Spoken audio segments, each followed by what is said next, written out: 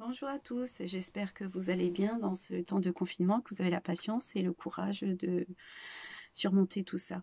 Écoutez, je vais vous parler un petit peu des signes associés à la parole et ces signes associés à la parole, c'est une manière gestuelle de parler avec l'enfant. Alors, le jeune enfant, lui, il est un être gestuel dès les premiers mois de sa vie.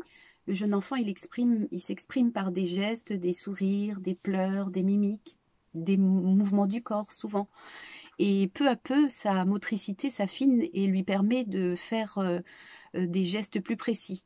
Il pointe du doigt, il agite ses mains, il dit au revoir, et il dit bonjour. Et pour faire les marionnettes, il bouge ses mains, il tape dans les mains pour applaudir, il envoie un baiser. Et souvent, alors que les mots, eux, n'arrivent que bien plus tard. Et l'organisme qui a mis ça en place s'est dit, mais pourquoi ne pas élargir cette palette gestuelle et parce qu'un jeune enfant, il a besoin de choses, parce qu'un jeune enfant a bien des choses à dire, à exprimer avant même de pouvoir parler. Et il est possible de lui permettre d'élargir ce potentiel gestuel en lui proposant des gestes plus précis, qui sont issus, qui ont du sens et qui sont issus de la langue des signes française. Et un outil pour communiquer pendant la période préverbale. Donc cet outil, ces signes associés à la parole, se base sur l'association du mot signe. Maison, on dit maison et on fait le signe maison.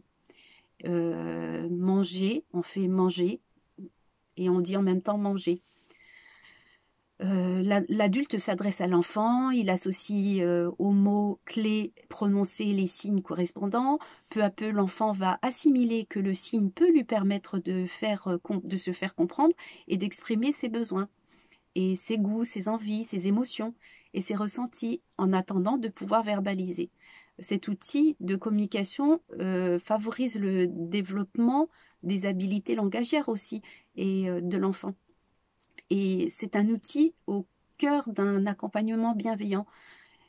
Pourquoi cet outil, il s'intègre dans une démarche globale d'accompagnement bienveillant du jeune enfant? L'enfant se sent écouté, compris, reconnu comme un être à part entière et sa confiance et son estime de soi en est renforcée. Il enrichit le lien qu'il a avec son parent et son accompagnant, et il y a aussi de la complicité. Et cet outil va va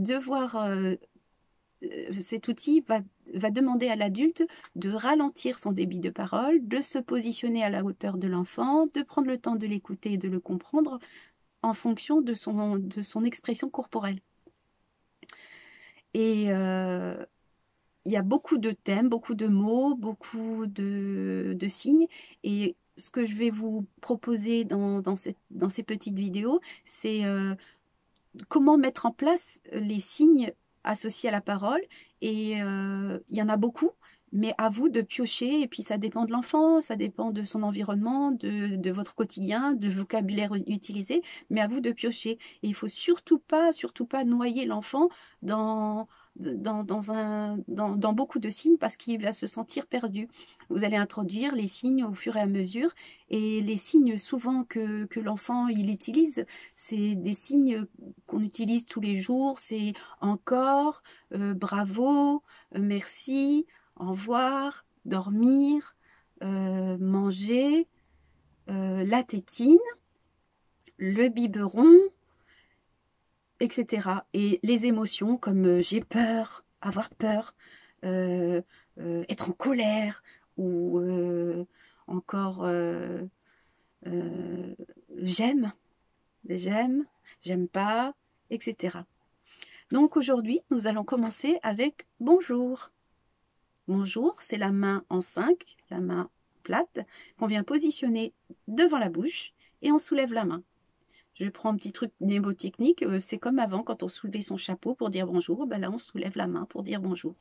Différent de merci, qui cette fois se fait vers le bas, vers le cœur, on remercie avec le cœur. Alors il y a aussi tétine, qui est très important dans les besoins de l'enfant. tétine. On vient taper avec la main en pince, la pince ouverte. On vient positionner l'index sur le pouce et on vient taper 2 fois. Tétine. Nous avons le signe doudou.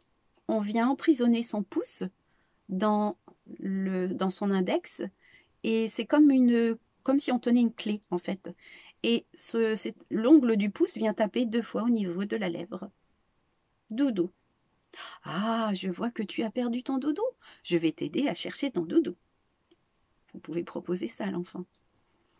Tu as besoin de ta tétine? Oh, je crois qu'elle est là. Tiens, la voilà ta tétine. Je vous remercie. À bientôt.